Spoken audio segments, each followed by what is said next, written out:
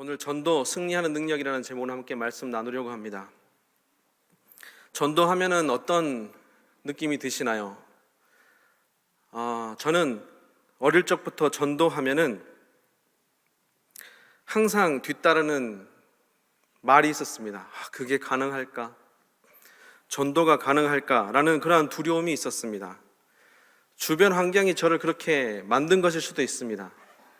아무래도 지역 자체가 불교가 많고 또 사는 곳 주변에도 온갖 점치는 곳과 무당이 즐비하는 곳이다 보니까 참 믿음 지키면서 어린 나이에 지내는 것이 쉽지가 않았습니다.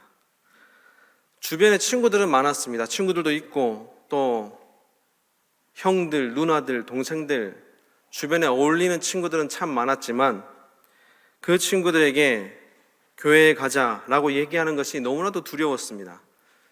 왜냐하면 그 집에서 부모님들께서 교회 다니는 아이들과는 어울려서 노는 건 좋지만 교회는 가지 마라 라고 그렇게 분명하게 가르쳤기 때문입니다. 그래서 거의 교회에 나오는 아이들의 거의 절반 이상이 부모님께 교회 간다고 말을 안 하고 나옵니다.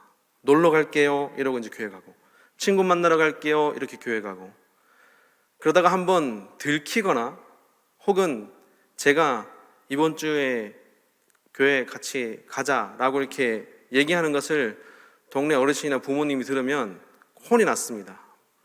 왜 자꾸 꼬셔서 데려가려고 그러냐?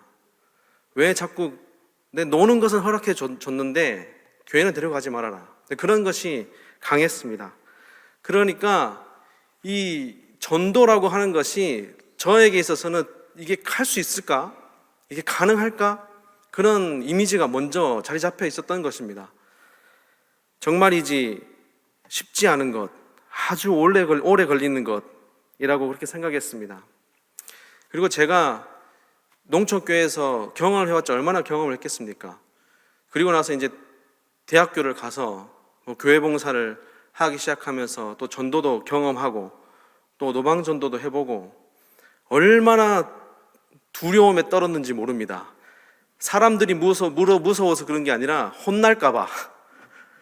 교회 가자는 말은 나 혼나겠습니다 이런 말과 같았으니까요. 그래서 너무나 두렵고 떨었는데 참 그때 느낀 것이 내 힘으로 하는 것이 아니구나 라는 것을 느꼈습니다. 제가 예전에 바름교회 교육전도사로 있을 때에도 그때도 전도팀이셨던 분들이 있을 것입니다. 신협 앞에서 기타 치면서 노방 전도하고 또 전도지 나누어 주고, 참 저는 이러한 모습들이 너무나도 대단해 보이고 또 감사하게 느껴집니다. 차를 타고 가다 보면 정말 나이 많으신 어르신분이지만 복음을 전하고 또 복음지를 전달하고 있는 모습을 간혹 보게 됩니다. 그럴 때마다 마음 한켠이 뜨거워집니다. 보이는 것은 연약할지라도 함께 하시는 하나님의 능력이 보이고 느껴지기 때문에 너무나도 감사한 것입니다. 그렇지만 전도라는 것은 누구나 쉽다라고 얘기할 수는 없습니다. 왜냐하면 한 번에 안 되는 것이기 때문이지요. 전도지 한 번 나눠주는 것으로 끝나는 것이 아니지 않습니까? 전도지 나눠주러 저도 한 번 참여해서 나갔다 왔는데 그런 생각이 드는 것입니다. 생각보다 잘 받아주시네. 생각보다 할만하네. 네, 부모님이 받지 마 그런 거 하면 아이가 엄마 왜 안 받아줘? 하고 탁 받아주고, 그래서 괜찮구나 할만하구나 그렇게 느꼈습니다. 그런데 그런 생각이 사실 저의 교만이었더라고요. 복음을 전하는 것은 결코 간단하고 쉬운 것은 결코 아닙니다.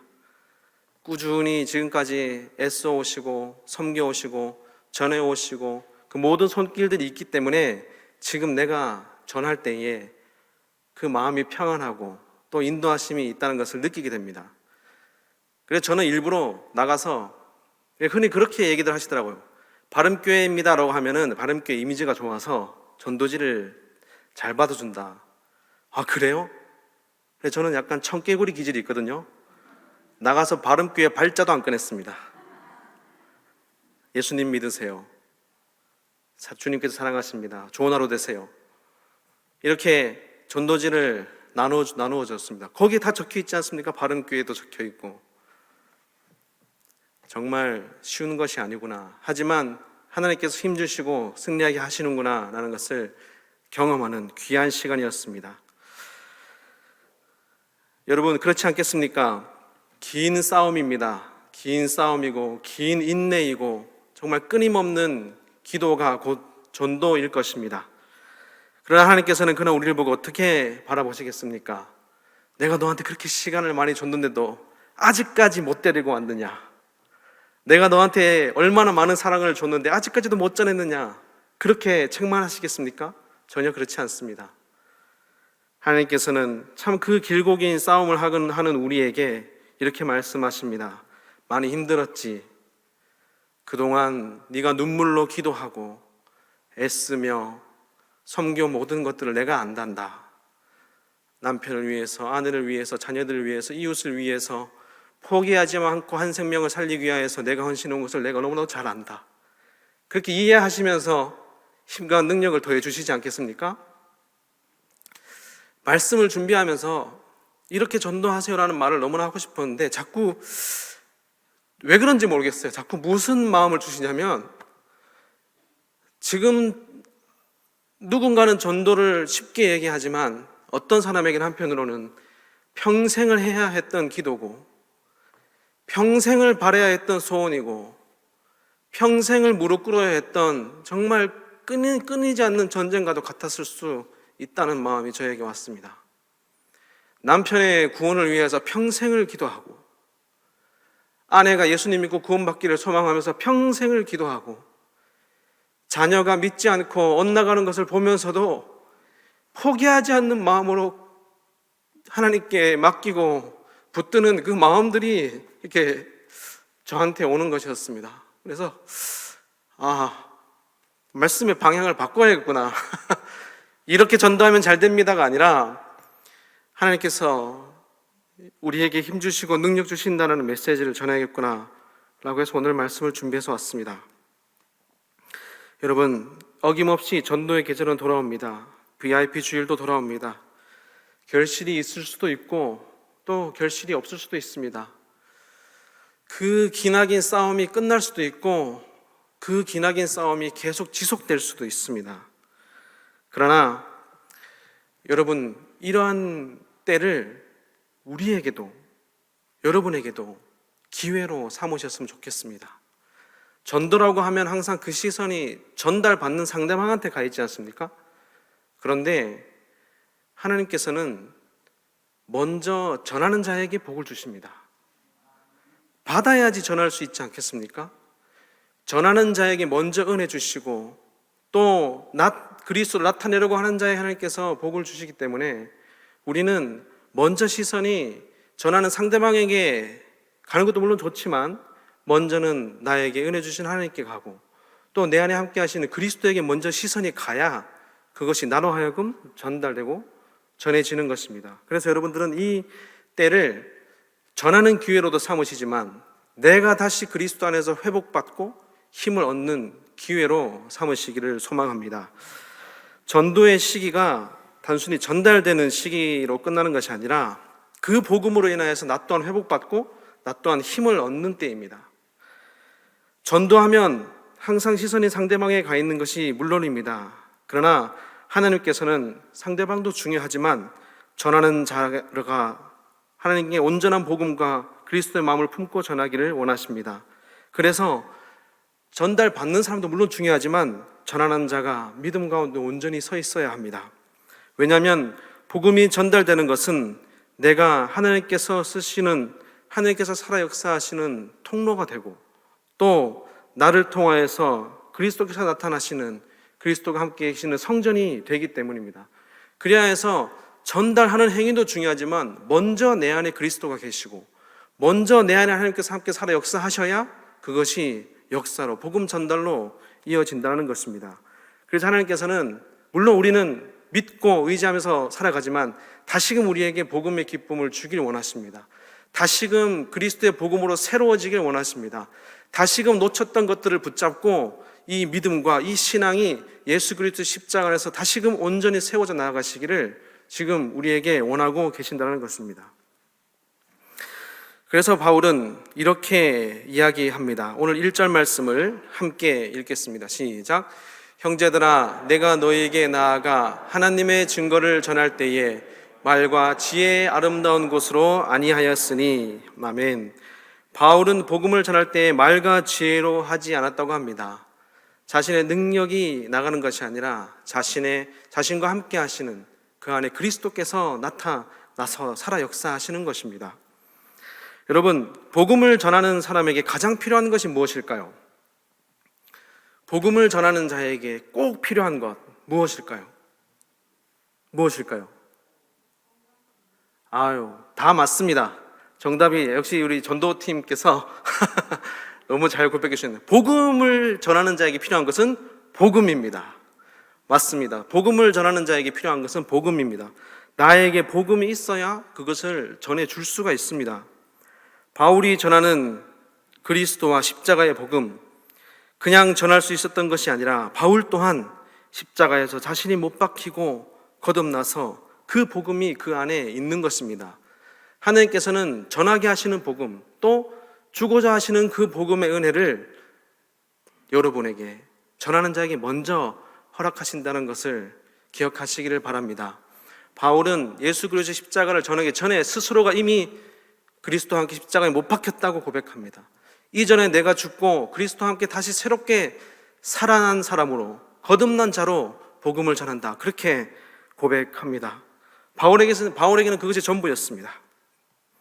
고린도 교회의 심한 파벌 싸움과 갈등과 여러 복잡한 문제와 상황에 놓여 있었지만 첫 발걸음부터 바울이 그들에게 고백하는 것은 바로 예수 그리스도의 십자가의 복음이었습니다.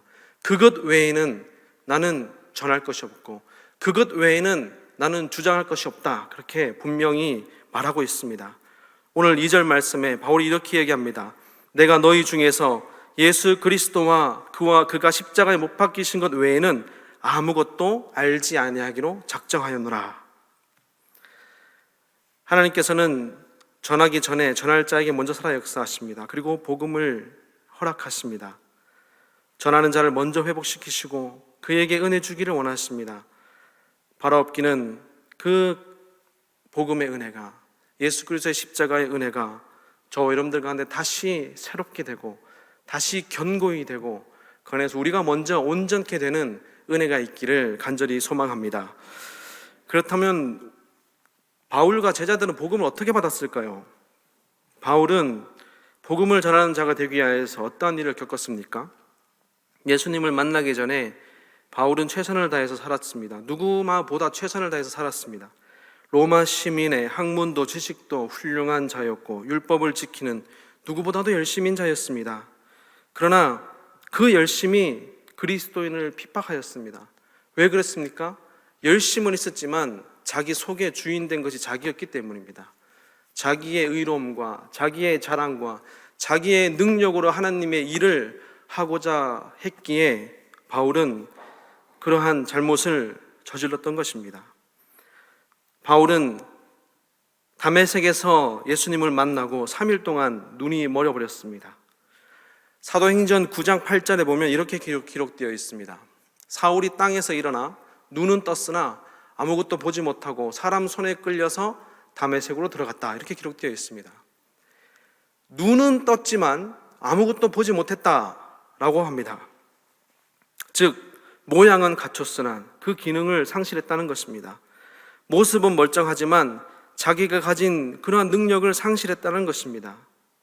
그를 감싸고 있던 수많은 포장과 또한 권위와 그런 인간적인 모습들이 다 벗겨져 나가는 것입니다. 로마 시민도 벗겨져 나가고 학문과 지식으로 출중인 것들도 벗겨져 나가고 율법으로 스스로 온전하고 자만했던 것까지 다 벗겨져 나가고 마지막으로 최종적으로는 자기 스스로의 주인 되었던 자아까지도 무너지게 되었습니다. 그래서 바울은 아무것도 할 수 없었습니다. 아무것도 할 수 없었고 그저 남아있는 것은 자신의 볼품없는 외모, 어눌한 말투, 가시와 같은 신체적인 장애를 가진 자신의 모습만 그렇게 남아 있었다는 것입니다. 얼마나 좌절했겠습니까? 얼마나 낙담했겠습니까? 그런데 감사한 것은 그 와중에 바울은 기도했다, 그렇게 기록되어 있습니다. 다메섹에서 예수님을 만나고 바울이 먼저 얻은 은혜는 자기가 주인된 자아가 무너지는 것입니다. 자기에게 포장되어 있던 것들이 다 거두어지고 자기 자신이 먼저 무너지는 것입니다. 그러나 그 다 무너진 것 앞에 이제는 아무것도 할 수 없구나, 내가 아무것도 할 수 없구나 라고 느낄 때, 그때 비로소 기도가 나오고 그때 비로소 하나님께서 살아 역사하셨습니다. 주님께서는 아나니를 통하여서 회복시키셨고 그에게 세례를 베푸시고 성령을 허락하여 주셨습니다. 즉 죄인된 사울은 죽고 죽음에서 다시 사신 그리스도와 함께 거듭나는 그러한 은혜를 바울은 누리게 된 것입니다. 예수님의 제자들도 예수님과 첫 만남 때부터 어떤 훈련을 했냐면 자신을 내려놓는 훈련부터 했습니다. 자기가 주인 되었던 것들부터 내려놓는 훈련을 했습니다. 그러다 보니까 배도 포기하고 그물도 포기하고 직장도 포기하고 하던 일도 포기하고 다 예수님을 따라간 것입니다. 그렇게 버리고 예수님을 따라가고 열심히 예수님과 함께 섬겼지만 그러한 제자들도 예수님께서 십자가에 붙잡히실 때 다 도망하고 배신하였습니다. 이후에 제자들도 예수님이 십자가에 못 박혀 돌아가시자 이제는 제자로서의 정체성도 잃었다라고 생각하여서 모든 것이 끝난 사람처럼 두려워 떨었습니다. 바울과 같이 아무것도 할 수가 없었습니다. 문을 꼭 닫고 두려워서 떨고 있었습니다. 아무것도 할 수 없고 두려워서 떨 때 오히려 그곳에 부활하신 예수님께서 찾아가 만나 주셨고 산 소망이 되어 주셨습니다. 그들이 아무것도 이제 할 수 없구나, 이제 내가 할 수 있는 것이 없구나 라고 했을 때 예수 그리스도의 십자가와 함께 죽은 것은 나의 옛 모습이었습니다. 단순히 배를 버리고 단순히 그물을 버리고 단순히 직업을 버리는 것으로서 온전해지는 것이 아니라 예수 그리스도와 함께 내가 십자가에 죽었다는 것이 인정되어질 때, 그것을 눈으로 확인할 때에 내가 죽었구나 라는 것을 알게 되고 온전히 비워진 곳에 하나님께서 함께 하시고 그리스도께서 좌정하시는 것을 경험하게 되는 것입니다. 전도하는 이 시기에 우리의 시선이 어디로 향하고 있습니까? 어느 때보다 우리의 마음과 시선이 복음으로 향하기를 소망합니다. 우리의 마음과 시선이 예수 그리스도께로 향하기를 소망합니다. 살리시고자 하는 그 은혜, 받는 사람들은 얼마나 기쁠까? 우리가 먼저 누린다는 것을 기억하시길 바랍니다. 그러기 위해서는 우리가 다시금 그 복음 안에서 우리도 온전해져야 됩니다. 물론 내가 주님과 함께 죽고 내가 다시 산 자로 고백하면서 신앙생활을 해나가지만 이 구원과 생명을 베풀어가는 이 시기에 우리가 다시금 나 먼저가 나를 향하신 예수 그리스도의 복음, 나를 위해 대신 죽으시고 부활하신 예수 그리스도의 십자가, 그것을 내 안에서 다시 새롭게, 다시 견고하게 정립해 나아가야 할 그러한 귀한 시기라는 것입니다.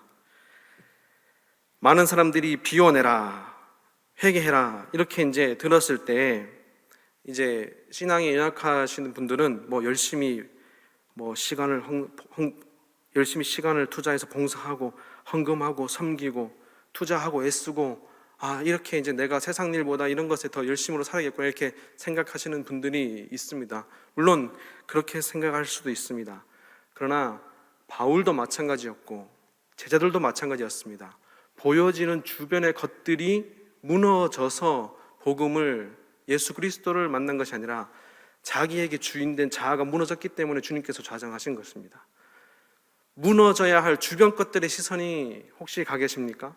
내가 무엇을 포기해야 될까? 무엇을 무너뜨려야 될까? 무엇을 내가 하나님보다 더 뒤로, 무엇보다 하나님을 더 우선시해야 될까? 혹시 시선이 주변에 가 계십니까? 그런데 사실 그 모든 것들을 주인 삼는 것은 내 자신입니다. 내 자아가 주인이 되어서 주변 것들을 하나님보다 그리스도보다 더 주인으로 우선시 삼고 있다는 것입니다. 영상을 하나 보는데 어떤 은퇴한 원로 목사님이 그러한 얘기를 하셨다고 합니다. 자기가 목회를 하면서 땅을 팔아서 바치는 사람도 보고, 차를 팔아서 바치는 사람들을 보고, 집을 팔아서 바치는 사람도 보고, 심지어 피를 뽑아서 헌혈을 해서 그걸 가지고 바치는 사람도 봤다. 그런데 자기 성질을 뽑아서 바치는 사람은 본 적이 없다. 그렇게 이야기하시더랍니다. 그렇습니다. 우리는 항상 주를 위해서 내가 복음 안에 온전히 세워지고 내가 그리스도 안에 온전히 세워지기 위해서 무엇을 포기해야 될까라고 할 때 주변을 자꾸 바라봅니다. 그래야 해서 제자들처럼 배도 버리고 그물도 버리고, 그러나 먼저 죽어야 할 것은 내 스스로 죄인된 나 자신이라는 것을 기억해야 합니다.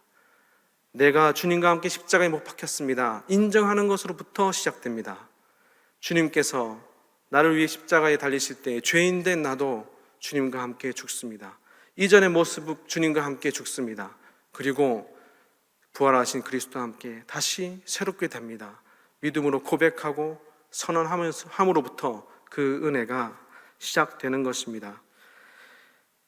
사랑하는 여러분, 복음을 전하는 전도의 달을 보내고 있습니다. 그러나 먼저 복음의 은혜로 저와 여러분들의 삶에 충만하시기를 소망합니다. 그리스도의 은혜와 십자가의 은혜가 나와 내 중심 가운데 온전해지고, 그동안 내가 주인 되면서 살아왔던 내 삶이 주님께서 주인이 되시고, 그러한 은혜가 우리 가운데 충만하여서 가장 확실한 전도는 나를 통해서 주님께서 드러나실 때 가장 확실한 전도입니다. 나를 통하여서 하나님이 나타나실 때 그것이 가장 분명한 전도가 되는 것입니다. 하나님께서는 복음을 주심과 동시에 능력도 함께 주십니다. 로마서 1장 16절을 보겠습니다. 로마서 1장 16절을 보면, 내가 복음을 부끄러워하지 아니하노니 이 복음은 모든 믿는 자에게 구원을 주시는 하나님의 능력이 됨이라 라고 바울이 고백하고 있습니다. 오늘 말씀 3, 4, 5절을 보면 바울도 두려울 때가 있습니다. 바울도 떨릴 때가 있습니다. 내가 너희 가운데 거할 때 약하고 두려워하고 심히 떨었노라. 복음의 은혜를 누리고 십자가를 품고 다니는 바울도 사람인지라 연약하고 두렵고 떨릴 때가 있습니다. 그러나 그럴 때마다 복음을 의지하고 십자가를 고백하고 선포하고 나아갈 때 하나님께서는 어김없이 능력으로 함께 살아 역사하십니다. 그래서 바울도 이렇게 고백할 수 있는 것입니다. 내 말과 내 전도함이 설득력 있는 지혜의 말로 하지 아니하고 다만 성령의 나타나심과 능력으로 하며 너희 믿음이 사람의 지혜에 있지 아니하고 다만 하나님의 능력에 있게 하려 하노라. 아멘. 이러한 바울의 고백이 저와 여러분들의 삶 가운데도 입술로 흘러나와지기를 소망합니다. 전도의 시기 다시 한번 우리의 중심과 시선을 주님께 두고 우리에게 주시는 그 복음의 은혜로 충만하여서 우리로 하여금 나타날 수 있는 그리스도로 말미암아 나도 기뻐하고 또 그것을 보는 사람, 전달받는 사람도 기뻐하여서 정말 이 싸움은 끊이지 않지만, 정말 이 싸움이 언제 끝날지는 모르지만 십자가에서 부활해서 승리하신 그 주님과 함께 우리도 언젠가 반드시 승리할 줄을 믿고 나아가며 순간순간 복음을 품고 그리스도를 품고 살아가는 우리에게 하나님께서 베푸시는 크신 능력을 경험하는 저와 여러분들의 삶이 되시기를 주님의 이름으로 간절히 축원합니다. 기도하겠습니다. 사랑과 은혜가 많으신 하나님, 우리를 사랑하시고 예수 그리스도로 말미암아 우리에게 이루 말할 수 없는 크신 은혜를 허락해 주심에 감사드립니다. 이 시기 더욱더 예수 그리스도가 내 주인이 되시며 예수 그리스도의 십자가 그 복음에 더욱더 귀 기울이게 하여 주시어서 먼저 우리가 다시금 복음으로 견고해지고 그리스도 안에서 온전히 세워져 나가는 은혜를 누리게 하여 주옵소서. 참 끊이지 않는 전쟁과도 같습니다. 끊이지 않는 싸움과도 같습니다. 언제 끝날지, 언제 이 수많은 가족과 자녀와 남편들을 얽매이고 있는 이 칠탈해가 풀릴지 참으로 알 수 없지만 반드시 이기게 하시고 승리하시는 주님을 의지하며 내 안에 계신 그리스도와 함께 복음을 전하며 주님을 나타내며 나아갈 때에 그 모든 발걸음 가운데 하나님께서 살아 역사해 주시어서 내가 그리스도와 함께 산 것처럼 나의 가족도 나의 이웃도 나를 통하여서 그리스도를 만나는 모든 자들도 하나님께서 베푸시는 구원의 능력을 경험하는 축복의 삶이 될 수 있도록 주님 인도하여 주옵소서. 감사드리며 예수 그리스도 이름으로 간절히 기도합니다. 아멘.